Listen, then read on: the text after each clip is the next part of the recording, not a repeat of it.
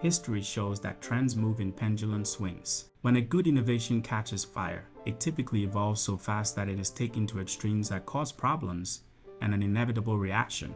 We are now seeing history repeat itself after a massive boom. A strong backlash has set in, as some of the problems around the current ESG trend emerge.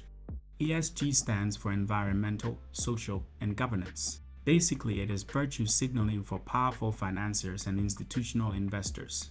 The concept of ESG has moved from being a narrow area of activism, driven by people who want to change the world, to a sphere of risk management for corporate boards, where it is shaped by the knowledge that companies which ignore ESG issues can face reputational damage and the loss of customers, investors, and employees. ESG designations and certifications can even be counterproductive. Deferring to a handful of powerful committees and organizations is not only inefficient, but narrow-minded and morally corrupt. It creates a system ripe for gaming by the biggest, the most connected, and those with the most resources to spare. The rise of greenwashing is almost nauseating. Greenwashing is when an organization spends more time and money on marketing itself as environmentally friendly than on actually minimizing its environmental impact.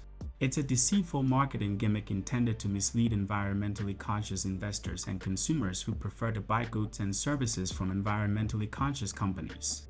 Nearly 3 out of 5 executives, or over 58%, say their companies engage in greenwashing by exaggerating efforts to curb harm to the environment from their products, services, or operations.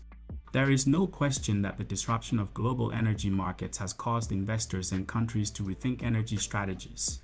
Does the pace of fossil fuel phase-out need to be adjusted until renewables and storage technologies can fill the gap reliably and affordably? Will nuclear energy and natural gas gain importance as a bridge to a more sustainable future? I think they should.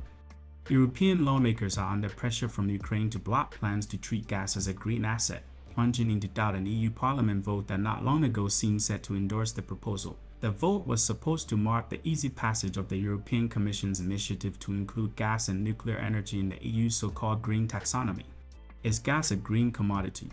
I believe in stable energy sources like fossil and nuclear, while working to make environmentally sustainable alternatives viable. What I hate is the hypocrisy and standard swindle tactics used to play on the emotions of people, which only serves to line the pockets of financiers as they lie and greenwash their way to energy instability and economic upheaval. The war in Ukraine is increasingly becoming a test for the socially responsible investment movement. It will inevitably lead to a reassessment of ESG investment approaches and sustainable portfolios, as it not only reveals Europe's high energy dependence on Russia and how vulnerable the global food system is, but also raises the question of geopolitical sustainability. Therefore, it is not surprising that the first sustainability rating agencies have revised their ESG risk assessment methodologies and added new geopolitical criteria.